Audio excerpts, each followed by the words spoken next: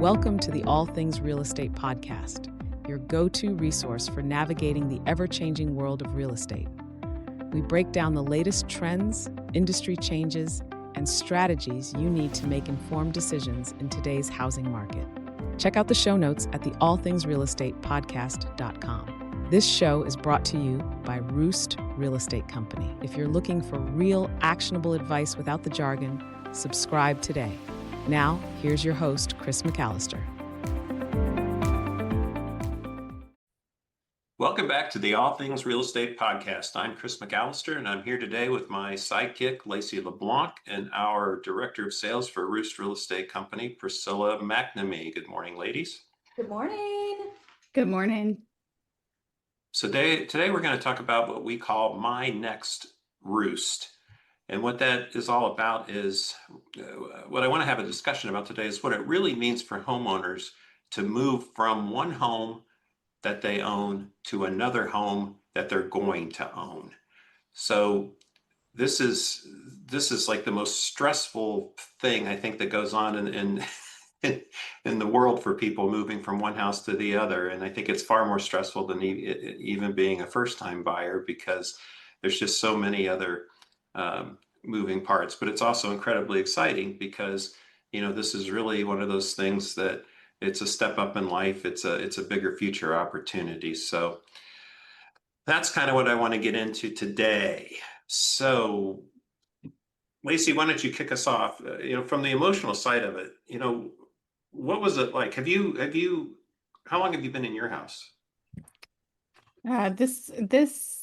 It's about 4.5 years. Next year will be 5 years.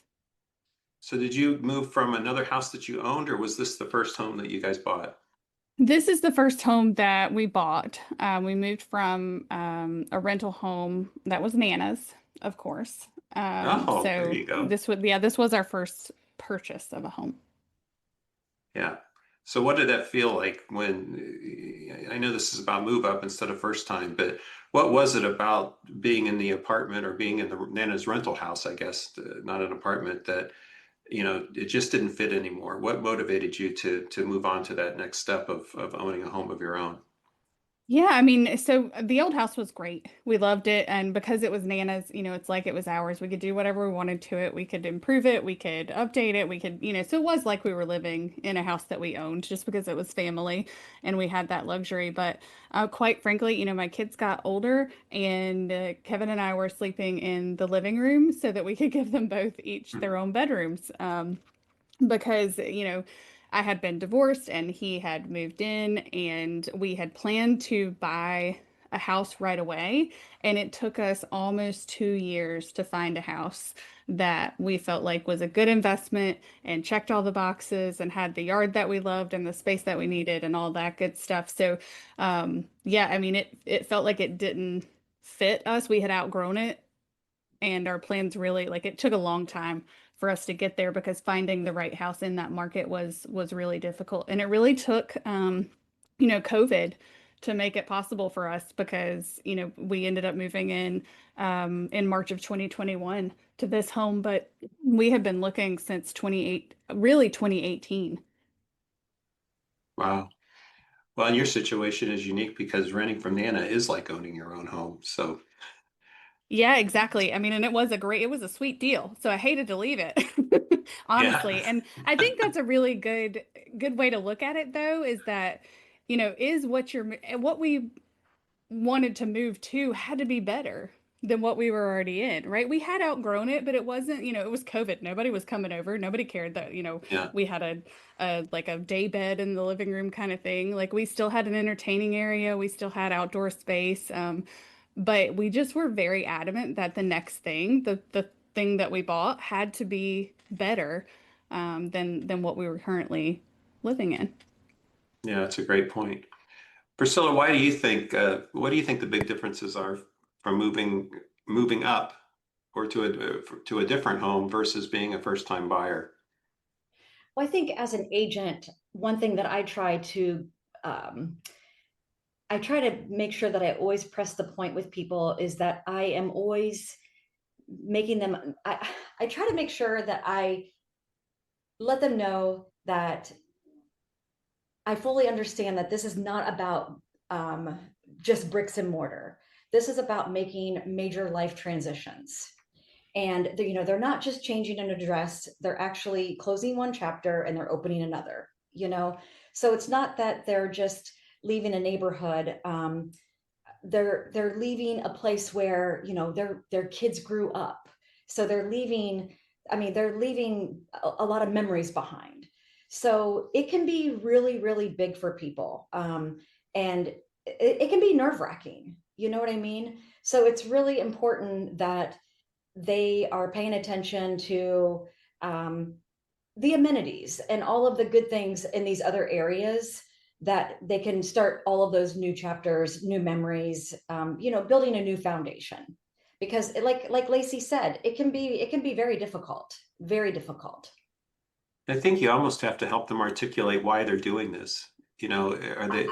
Yes, I feel like it's an emotional tug of war. Yeah, yeah. And I think the people who do it well and enjoy the process and feel great about their purchase after they make it are the ones that aren't just moving because everybody else is moving. They're the ones that are moving because their life has changed. Either another kid's on the way, or they want a different school district, or what have you. But I think that personal why, what their motivation is. I think if, as a real estate professional, we can tap into that, I think it helps the entire process, and I think helps keep a client for life. Yeah. And I think it's important that we are always here to remind them of their why. So Yeah, I think that's critical. And be their soundboard. This is where being a real estate agent becomes being a counselor as well. Absolutely. Operating as a counselor without a counseling license, is there a law against that? It's funny. I got my license, gosh, it's been like 23, 24 years ago now. And one of the advantages, actually it was a disadvantage too, was, when we worked in retail, I worked at Target for years, and in that, I guess it was 15, almost 20-year period, Kelly will tell you, my wife, that we moved basically once every, I think it was 14 months for the first, 15 years or so we were married, because we would, get promoted, transferred, whatever it was. And, we got really used to, leaving one neighborhood and moving on to the other. But the reason we stopped doing that was because it became too hard, it was too much emotionally for the kids. It didn't make sense anymore. So, when we decided that I was going to change careers, get into real estate, move back to Springfield and so forth, part of that motivating factor was we wanted the kids to be able to finish school in one place and not have that tug of war back and forth. So in one sense, it's easy to minimize, the emotions of moving back and forth. On the other hand, I think we knew exactly what people were going for because we had done it, if that makes any sense. Oh, absolutely. So what are some of the it can't just be a good deal, right? It can't just be like everything has to fit. I think that's important. Like in my family, a good deal is like the holy grail, right? So if you see something that's a good deal, you get it whether you like need it right now or you might need it later, or but that was one of the things that we came across was there were some good deals. There were some really great houses that weren't good deals, but they were perfect for us. It's like being able to navigate your way until you find the right balance of whatever it is. So the best school district for your kids, close to family and friends, that was important to us. Enough space, but like for us, the outdoor space was also very important, having a big enough yard, and enough room to entertain people outdoors. So I think that having somebody, and in my case, Nana was pivotal, but having somebody to remind you that, because it is emotional and it's easy to get caught up in something. Like when you're viewing a house, you can see that yourself in it, or you can see, would be a great playroom, but then that can make it really easy to lose sight of maybe the financial portion of it or the logistical portion. Well, it's not really in the neighborhood that you wanted. Your kids would have to go to a different school, or so having somebody there to, like you said, Priscilla, remind you of what's important to you, your whys, I think is a hugely underrated role that technically you don't get paid for.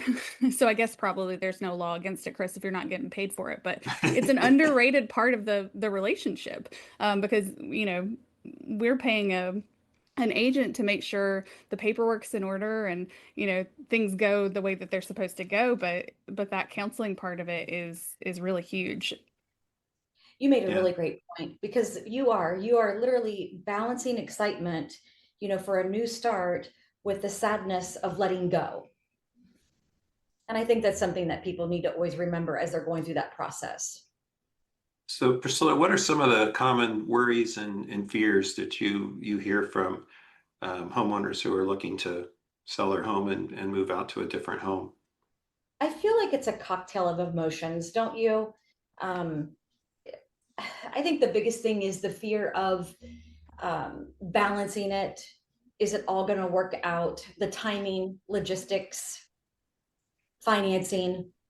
When Kelly and I were we're moving every 5 minutes, I think she was the one, she and the girls were the ones that were, probably feeling more of the emotions. I was the one that, being the analytical person that I am, was more concerned about, getting the loan, affordability, what happens, God forbid, if we don't get our home under contract before, it's time to go close on the next one. I mean, that's the thing about being a great real estate professional like you are, Priscilla. There really are two sides to this coin. You've got to be the soft skills person. You've got to be empathetic. You've got to, understand motivation and the emotions and keep bringing people back. But then the other side of it is there's math. You've got to be able to say to this person that, well, let's start with the house that you have, and it's two transactions, but they're so interlinked. So you've got to show them this is what your house is going to sell for based on other homes in the neighborhood. I need to know what your mortgage balance is so that we can figure out as close as we possibly can, how much money you're going to have when you sell the house. And then it's the same process on the next house. We talk about getting a good deal, but a good deal on the house you're living in isn't just about the numbers. It's about, does this fit my lifestyle? Is it worth a stretch? If you're going to be there for the next 20, 30 years and quote, you overpay, from the market analysis, that's probably okay. But you still have to be able to afford it. You still have to make sure you've got the down payment money on the day of closing. You got to know how much the next house is going to cost and how much you're going to get. And I think that's where a lot of real estate professionals, sadly, I think still fall short. They may get the emotion right, but I think they often just aren't comfortable with the numbers. Do you find that? I find that a lot more than we should. I mean, the thought of getting a mortgage, even though financially I am a numbers person, I'm a data person and a spreadsheet person. So I had gone over it in my head multiple times. I had my spreadsheets, but the thought of having to go and get a mortgage just was enough to make me just stay where I was. It was enough to Yeah. make me not want to have to go through that process. So I can't imagine having to logistically double that, right? Moving, like having to put one house on the market. And my best friend Lindsay wants to move back here, close to her family and close to us from where she's living now. And this is something that she is so anxious about, putting her current home on the market and then having to purchase another one. So much so that she said the other day, she was like, maybe I'll just live with my parents. I'll put my house on the market. If it sells before I find it, I'll just live with my parents for a little while and then I'll look for a new home, which is a solid plan, right? But I worry for her that she might miss out on a really great home in the very particular area that she wants to live in, where homes don't go up for sale that frequently, because she's fearful of having to do both of those transactions at one time. So I'm interested, Priscilla, in how you help folks kind of manage that portion of it. I think the most important thing is to put a game plan together for them. I mean, everybody is different in that case, and everybody's homes are different. Um, Price ranges are different, obviously. So, especially like here in Springfield, we'll have some properties that we just know are going to sell much quicker than others. Whereas there's some properties that I do think are going to take a little bit longer to sell. So I think that definitely will play a role on when we do put their house on the market versus holding back for a little bit. We are in a market now where people can get by making contingent offers, where that means, of course, for those that are listening, subject to their house selling, where it's also just as easy to put their house on the market, subject to finding a home of their choice. So I think a lot of sellers don't realize that they can do that. Yeah, I think that's a great point. We talk about not making the sale of your home contingent on finding the home of your choice. We always think about it the other direction, that my purchase is contingent on selling my home, but it really does go both ways. And I'm absolutely convinced that, I don't know what the percentage is, but I think there are a tremendous number of people out there who can afford to move, want to move, but just like Lindsay, it's very daunting and it's scary. And if you don't have, somebody like you, Priscilla, in your corner, there are people who just stay where they are for years and hopefully they're happy. But the fact is, they probably could have had a bigger future than they did. So, having that real estate professional in your corner, I think means a lot. And I think that's really what moves the market, to be honest with you. So what could go wrong? People legitimately have fears, whether it's on the emotional side or whether it's on the cash side of that coin. But what are some of the things that I guess could go wrong, for somebody who's moving up into a new home, if they're not, I guess, educated in the process or have a great agent working with them? Is that for me or Lacey? It's for all of us. Well, if you leave it up to me, then my imagination is going to run wild, Priscilla. So you should probably answer. When someone asks me what could go wrong, my anxiety is like, this is the moment I've been waiting for. And I personally don't think like that, but I do try to prepare people for like the absolute worst, because I think sometimes people don't think about, escalating tax bills, taxes going up. People don't think about higher utility bills. People don't think about higher maintenance. People don't think about longer commutes, things like that. They look at buying a bigger house, maybe further out in the country, but they don't think about the expense that comes with that. And that is something Do that people overestimate how much their house is worth frequently? Because I look at Zillow and I'm like, there's no way. I think to myself, like, I have a very healthy skepticism about what Zillow tells me my house is worth, because I don't see it selling for that at any point. But is that something that, especially with kind of like, homeowners have a lot of tools at their disposal now, so anybody can go to Zillow and see what their house is worth. Do you find that people are wrong about kind of what their house is worth frequently, Priscilla, or?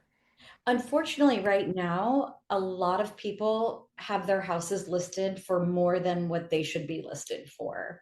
The market has slowed down tremendously, and I personally have houses that we need to be dropping prices because they're just not moving. And that is for Clark County, Champaign County, Madison County, Franklin County, Montgomery County. I mean, it is all of Central Ohio right now. So, I mean, the market has just slowed down tremendously, and you are seeing a lot of reduced prices because people have really been basing their list prices on sales from 12 months ago, and the market has just changed. Yeah, I think it's changed dramatically, especially over the summer. Yeah. This whole thing about overestimating equity, yes, there's a number on Zillow, but even if that Zillow number is accurate, right, within 2, 3, 4%, what I think a lot of folks fail to understand, and this is really a first-time seller problem, right? We should probably be talking about first-time sellers.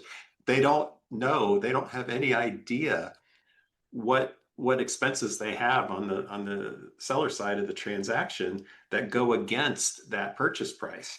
I think most people have basically a good idea of, what their loan balance is, but they don't really have a good idea of how that loan balance changes over the course of, the last payment to the next payment. It continues to go up. They don't have a sense of what long tax proration means and how much that costs, or how much conveyance fee is, or we haven't talked about inspections, but if there's something that needs to be done to the house because there's an issue with the house that affects habitability, what does that cost? And I think a lot of times people look at their estimate, they get all excited, they start looking at other houses, they may either start walking through houses, talk to some realtors, and then when the time actually comes to sit down at the kitchen table and talk about what their house is going to sell for and what they're going to net, that's sort of if it doesn't shut down the process indefinitely, it usually postpones it for a few months. I mean, I'm sure you've had, I bet, now that I think about it, if I sat down at any given time with 10 people to list their house, I would say, Priscilla, for me, 3 or 4 of them we didn't list because the numbers just didn't pan out the way they thought they were going to pan out. I mean, it can be very, very defeating once they look at those numbers. Yeah. That they just don't realize it. And that's not even including the commission. I mean, they just don't realize what's involved with selling a house. Which is why that net seller sheet, right, is so important. We did a blog post a couple of weeks ago about a net seller sheet and how, an agent with Roost will go through that as one of the very first steps. And I just wanted to mention that because I think that's really, as somebody who has not sold there, I would be this first time seller that you're thinking about, Chris, or Lindsay would be this first time seller that you're thinking about. But knowing that information first and foremost before, like Priscilla, you said, getting your hopes up for the for the next houses. Not that we're trying to kill anybody's dreams, right? But just manage expectations. Well, it's funny you say expectations. That. Nobody wants to kill anybody's dreams, but I can remember. But you do. It's all. But I do. It's all coming back to me now that. You say to somebody, look, I would much rather disappoint you today, at this meeting than, 6, 8, 9, 10 weeks down the road, a week before closing, and it turns out you don't have the funds to purchase the next house. I'd rather disappoint you now than later, I think. And we have that responsibility as real estate professionals, in my opinion, that we understand how the math works. What's it cost to sell a house? What's it cost to buy a house? So, but not every real estate professional is that way. Some real estate professionals will still list a house, and I guess if the seller still wanted to, Roost probably would too, but knowing that you've given the homeowner the most accurate information you have for them and then allowing them to make that decision as educated as possible, I think is huge, because I just don't think everybody works that way. That's not something that I think a lot of sellers are familiar with, even sellers, who are moving up to their second or third or fourth or forever home, because that's just not how every real estate professional operates. Yeah. I'm going to tell you mentioned commissions. Oh, I'm sorry, Priscilla. Oh, that's okay. I'm sorry. But just on that net sheet topic, when I have buyers also that are lowballing sellers, and I truthfully think that the property is worth what it's listed for, and they're really not benefiting themselves by making a lowball offer, I will show them a net sheet of what that seller is actually going to end up netting with their lowball offer, just to educate them of what the seller is actually going to be paying, so they can see how, I'm not trying to be rude here, but how ridiculous their offer is. And it does shed light. And they're like, oh, wow, okay, I get it. And it makes them realize, okay, I am making an absolutely absurd offer. So that net sheet can be used multiple ways. Yeah. It's funny, the people that make those absurdly lowball offers, first of all, they tend to lose the first couple of houses that they go after, but it's always interesting when the tables turns and their house is up for sale and somebody writes them a lowball offer. Yeah. So it's been a little over a year now since the whole NAR lawsuit settlement thing. Has anything changed, Priscilla, in conversations that you have with homeowners when it comes to putting their houses up for sale? I feel like it's just made everything more transparent. It's given everybody a clear agreement. There's been more negotiating. I mean, I think it's been better overall personally. Yeah, my sense is that I don't think that the commissions that buyers and sellers are paying has materially changed that much, but it's definitely spelled out in the listing agreements and in the purchase contracts what the commission is, who's paying it, and who's getting it. Is that fair? Absolutely.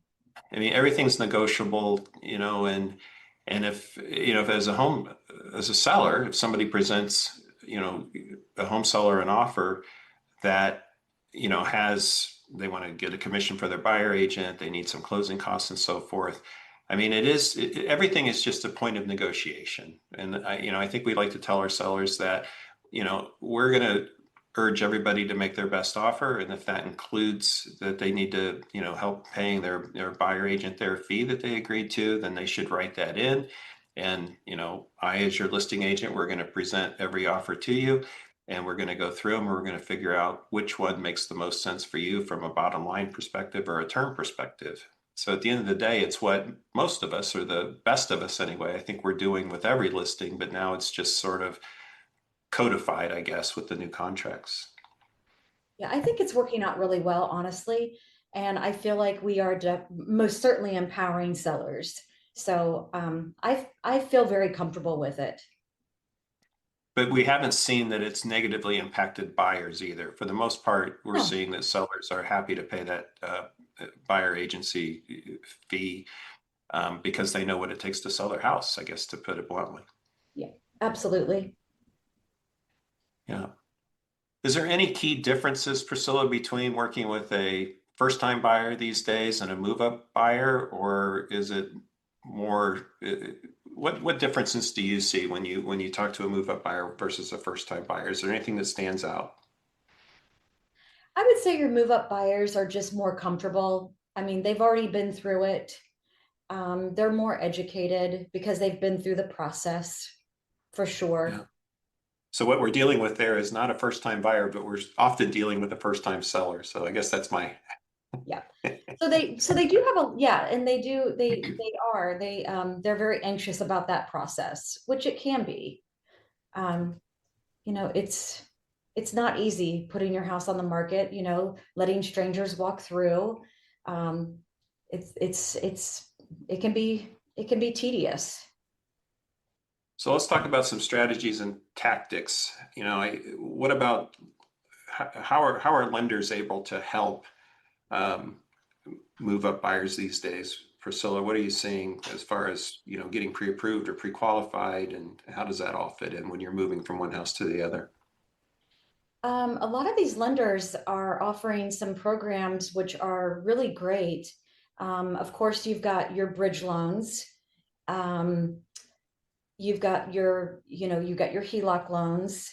I will tell you, Right Pat has a program also where they've got a bridge loan type program where once you sell your home, when you do sell it, you can apply the principal to the mortgage. It's not really a bridge loan. It's where you take out a new loan, but then once you do sell your home, you can apply the principal to the new home loan, and they do adjust the payment, which is Oh, unheard wow. of. Which is unheard of. Most people do not do that. The downfall to all of these loans and all of these programs are the closing cost and all of the additional fees. So I try to encourage people, if we can, if we can juggle it, and if we can work with a contingency with either, the buy side or the list side, we're better off to do it that way. And then that way we can save them, $5,000 to $10,000 in closing cost, um, and not go that route. But if there's a house that they just absolutely can't live without, or we cannot do a contingency, especially like on some of these foreclosures, or like some of these auction properties, then that's the only option that they have. Yeah. And I guess what's interesting is, this conversation today is really about people. What we're talking about today, the emotional side of it, and even the money, it all counts. But we do work with people who are fortunate enough that if they want to buy a new house and they have the luxury of picking that house out over whatever period of time it takes, and they have the financial wherewithal to qualify to have two mortgages, or, maybe they have cash, they're able to make it easy, right? They buy the next house. They took the time to find it. They buy the next house, and then they come back and they call it their agent to go ahead and sell the first house. So at that point, that's pretty cut and dry. Other people have the wherewithal to, sell their house. Maybe they got an offer they couldn't refuse. Maybe they're able to go rent for a year or something. Maybe they're going to move in with family, and then they, go out and start looking for their home unencumbered, so to speak.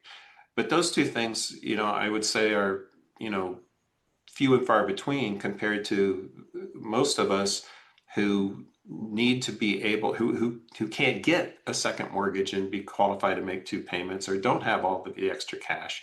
So your only options then are potentially a bridge loan, which is clearly an option, and that's why we would urge everybody when they're thinking about moving up, the second call you should make after calling your real estate professional is calling your lender. But that the piece that scares all of us, and where you really need somebody in your corner, is when you've got to pay off this loan on the day of closing, and you've got to buy that, get signed for that mortgage on the same day. And that's where it gets a little bit tricky. But sometimes as we're having this conversation, I forget that there are a lot of people out there that are not a lot, but a significant number of people these days that are able to just go buy their next house, and then they come back and think about how to handle their first house. Most of my closings I've had recently where people are selling and buying, we've been able to do all of the closings the same day. So, and the last one that I just did, we closed their purchase at 1 p.m. and we closed their sale at 1 p.m. and we closed their purchase at 4 p.m. and it was funded the same day. So, meaning the seller of the house that they purchased at 4 p.m. did receive their money. So it was a fully funded closing. Yeah. And we touched I on the think contingency. this is where I was most concerned, and this is where I will be most concerned, because I'm kind of right in the middle here, right? I've got my first, and now I'm thinking, do we want to move? I've always joked that I'm going to be here until I die. I don't want to move again. I don't want to go through this process again because it was so stressful for me.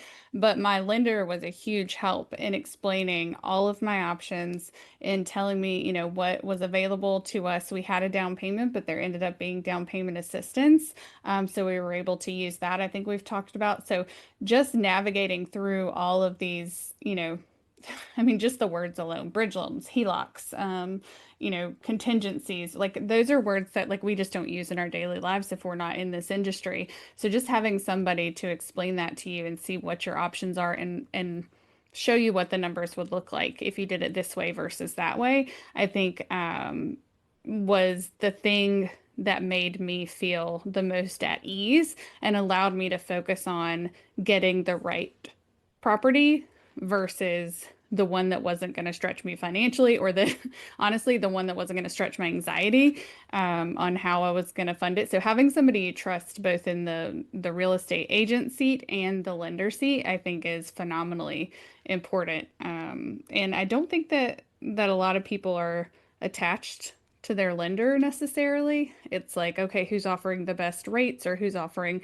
but I do think that there's something to be said, just like with a real estate agent. If you have somebody that you trust, then you get a lot of benefit out of that above and beyond, what you're paying as far as a rate is concerned, or closing costs, or that kind of thing.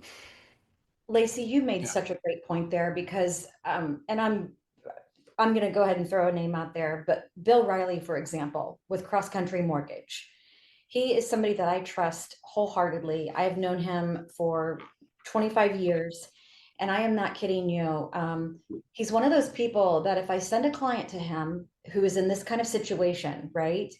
And if they have a unique situation that a local bank can service them better, he will pick up the phone and he will refer them to them.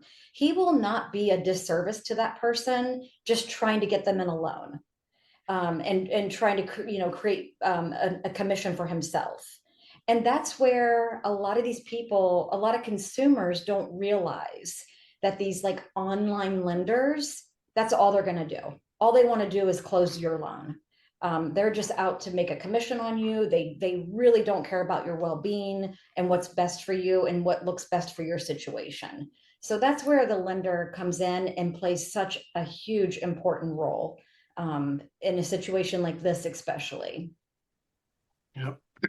I think you and Lacey need to have Bill on a podcast for an all things real estate podcast. I think he'd be a great guest. He would be an amazing guest. Amazing. As long as he has the patience of a saint like my lender did, I think we would be just fine. Otherwise, I might need to sit that one out because I have lots of questions.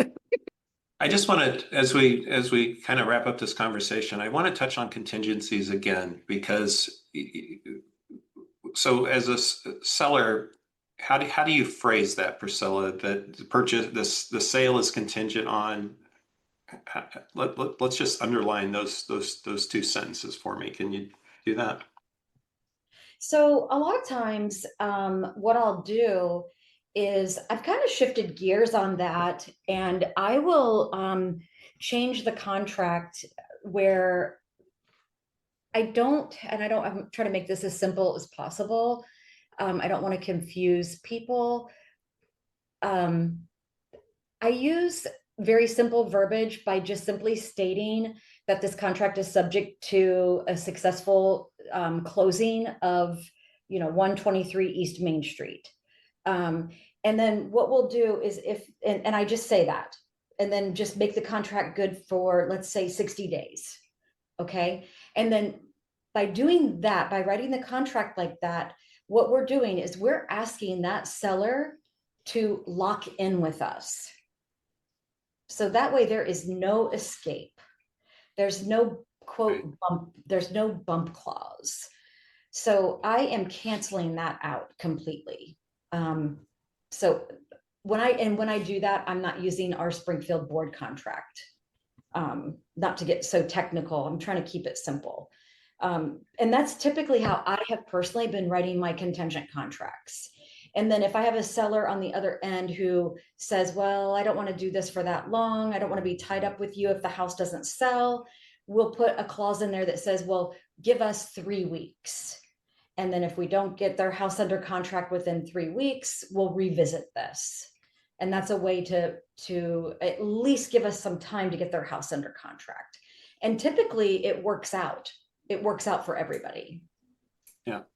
And it works out in a strong market for sellers like this. It's still a seller's market, especially if they're priced right. You can get it done in 60 days. Back in the day, it was a little bit tougher. It took a little longer. Houses were on the market longer, but that makes perfect sense.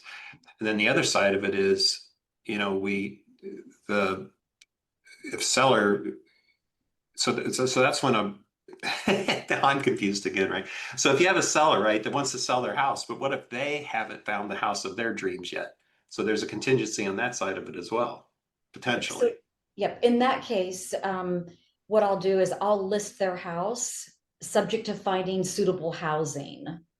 Yeah. And the reason I word it like that is because I do have some people who will put their house on the market, and I have this right now, which I cannot believe, this young family, but they have 3 small children, and they will either move in with family or they're going to move into a camper. They're okay with that.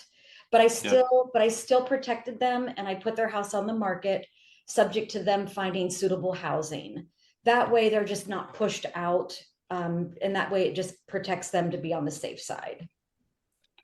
Is it still customary in Springfield? It seems like it was customary in Springfield that the sellers would have up to 30 days to stay in the house after closing. And that was very unique because it really only happened in Springfield. It never happened basically in Columbus or any place like that. Are we still seeing that? Because obviously that provides some flexibility too.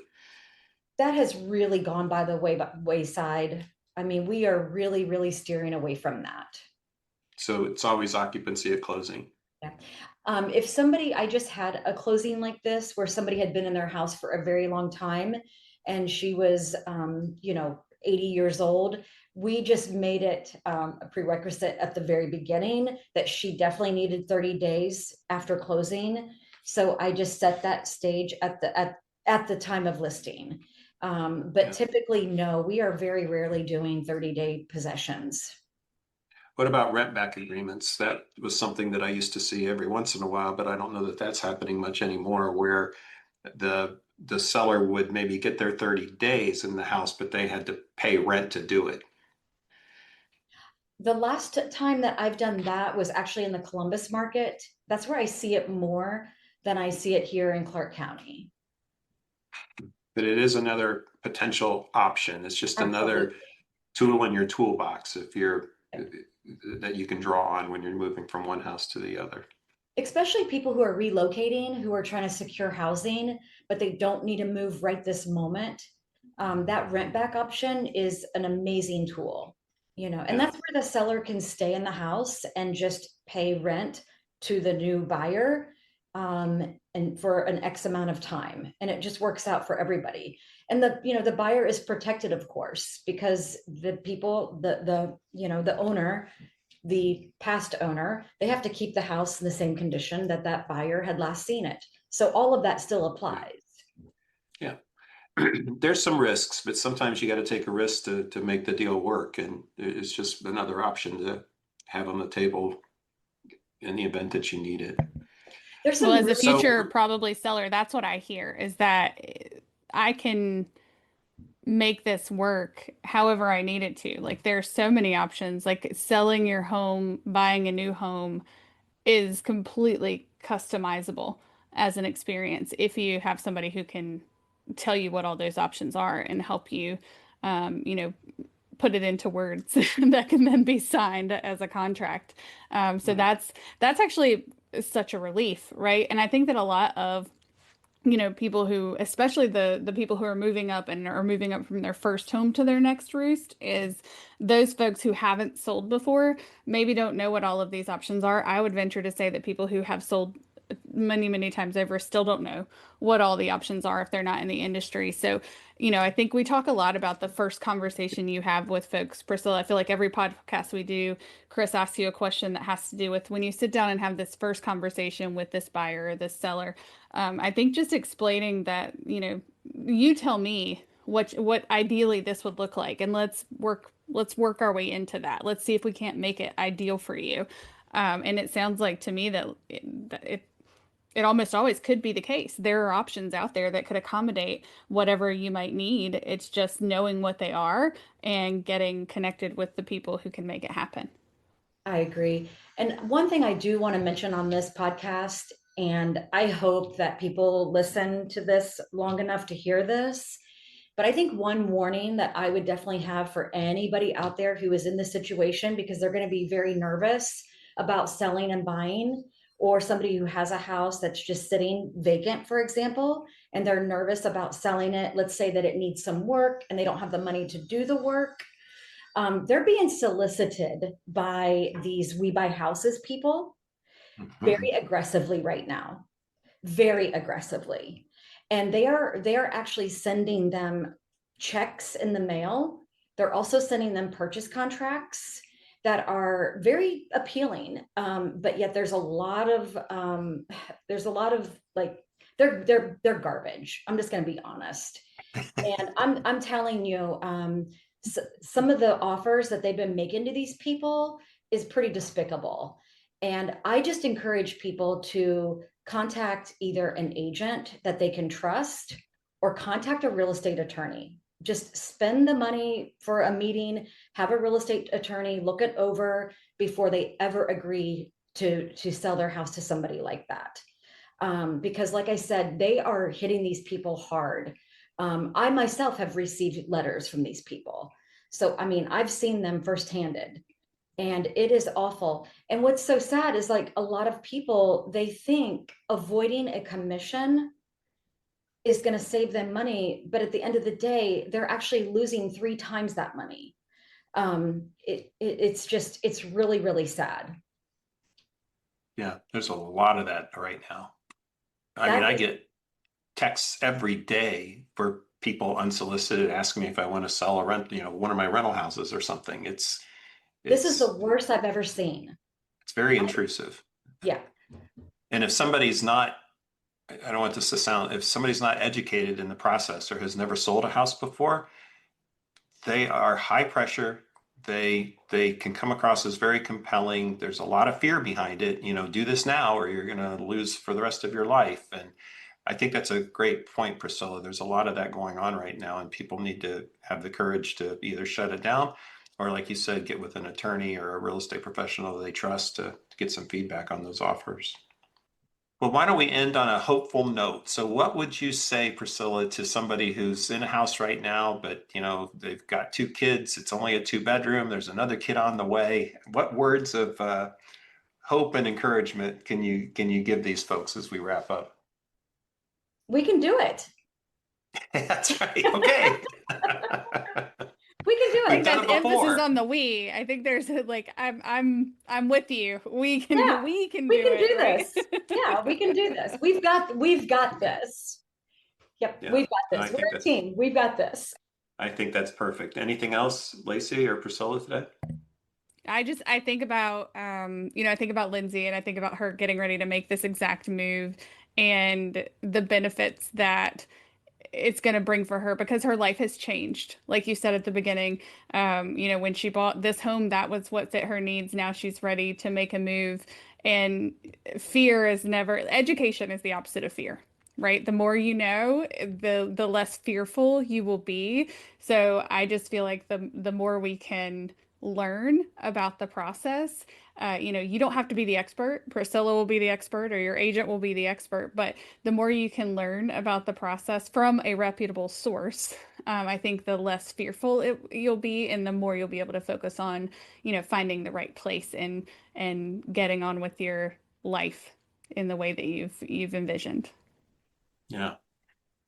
All right. Well, if you're listening and you're starting to feel like your current home just doesn't fit anymore, I hope today gave you some encouragement. You've got options, you've got strategies, and with the right plan, you can step into your next home with confidence. If you're ready to talk about your next chapter, reach out to us at Roost Real Estate Company. We'd love to help you build your bigger future. We also have a very detailed blog post that we'll have the link to in the show notes that talks in detail about tax tactics and strategies that will help you confidently make the move from your current home to your next home. Well, ladies, thank you very much, and we'll talk next time. Thanks. See you next time. Bye-bye.